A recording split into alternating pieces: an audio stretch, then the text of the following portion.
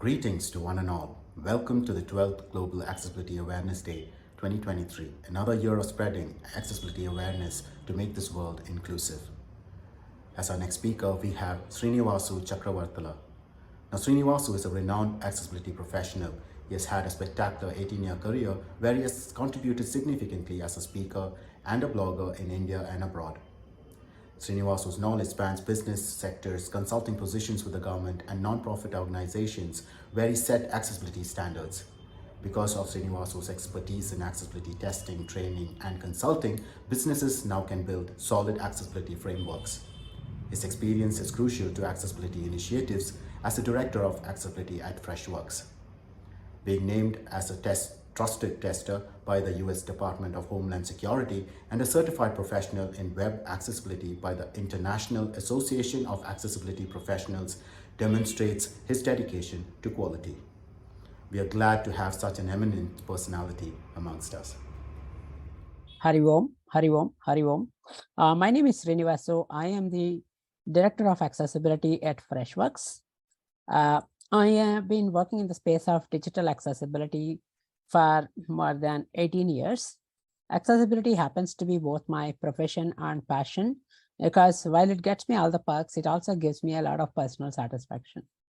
I sincerely appreciate Prakat and the other associated organizations for continuously doing the Global Accessibility Awareness Day, which is a celebration to raise awareness about accessibility.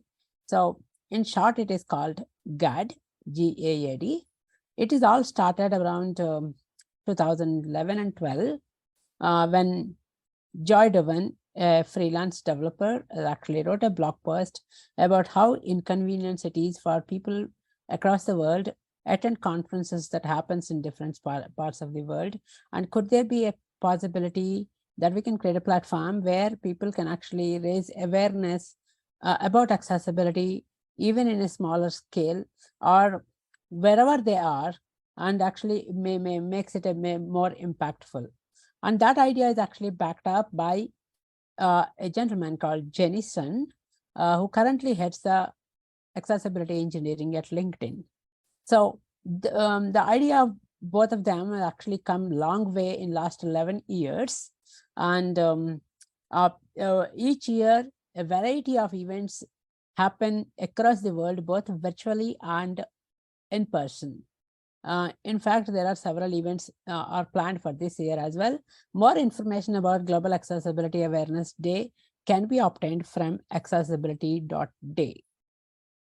So in this short video, I will be talking about what are the new things that are happening in the accessibility world, and also a little bit about how organizations can actually build the accessibility practices that are scalable and sustainable.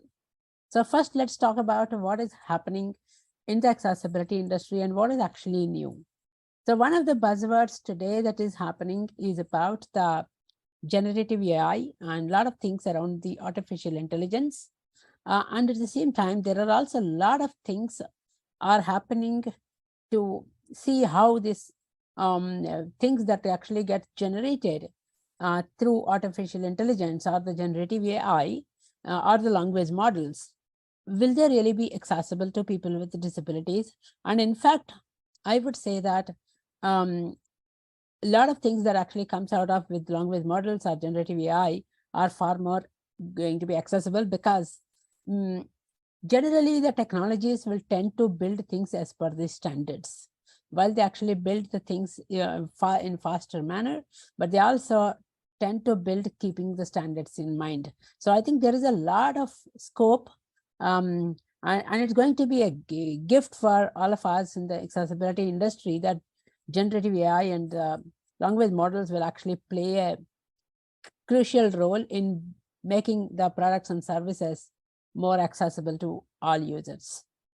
And the World Wide Web Consortium, that is W3C, is a web accessibility initiative group, which actually has something called Accessibility Guidelines Working Group. They have been working on Web Content Accessibility Guidelines 2.2. It was supposed to be made a final recommendation of W3C back in April, but for some reasons and to actually may address some critical issues, it is being pushed to the probably in Q2, right? But there are a lot of interesting things took place in WCAG 2.2 that is covered. Something like, for example, there are 9 new success criteria areas that have got introduced in WCAG 2.2. And also the 2.4.7, the focus visible, which used to be a double A requirement, is now upgraded to single A requirement, because it is so important that the keyboard only users should actually know where their focus is on the screen. So after a lot of discussions and consensus, so it has been moved from double A to single A. And there are a few other new success criteria, something like consistent help and focus obscured and things like that. So there are about around 9 new success criteria, which can be, you'll get to know everything on that WCAG 2.2 document. The URL would be w3.org/tr/WCAG22. That is numeric 2. That is w3.org/tr/WCAG22. Right? So that will actually give us a lot of scope to improve the accessibility of the applications to a greater extent. Also, there is a work happening of the entire rewrite of WCAG 3.0. And when it actually comes out, it is no longer be called as Web Content Accessibility Guidelines, but instead it will be called as W3C Accessibility Guidelines. The reason why we are moving away from web to W3C Accessibility Guidelines is that because in those the WCAG 3.0, the things will be covered, something like augmented reality, virtual reality, document accessibility, and all sorts of things. Even from WCAG 2.1, we started seeing there are contents related to mobile accessibility, which is just beyond the web. And we will also talk about the native app application accessibility and so on. So there is a lot of exciting work happening at W3C's Web Accessibility Initiative Group. Like most of you might know already, W3C is now a independent not-for-profit organizations, and they're no longer in the campus of MIT. So physically, I don't know if their offices might be within the MIT still, but now recently they become a independent not-for-profit organization after under the part of MIT for several years. So a lot of exciting things are happening, and there are also W3C is also working on in a lot of other things like evaluation methodologies and ARIA and so on. So a lot of new things are happening, and even in the world of accessibility, people are actually working in a very innovative ways to leverage on the newest technologies and make things more usable to everyone, including people with disabilities. And now, how does actually companies, organizations should actually adopt and create the accessibility practices that are scalable and sustainable, right? So as we see the trend of more fast technologies, in fact, the world is actually changing every day, okay, in a very rapid growth.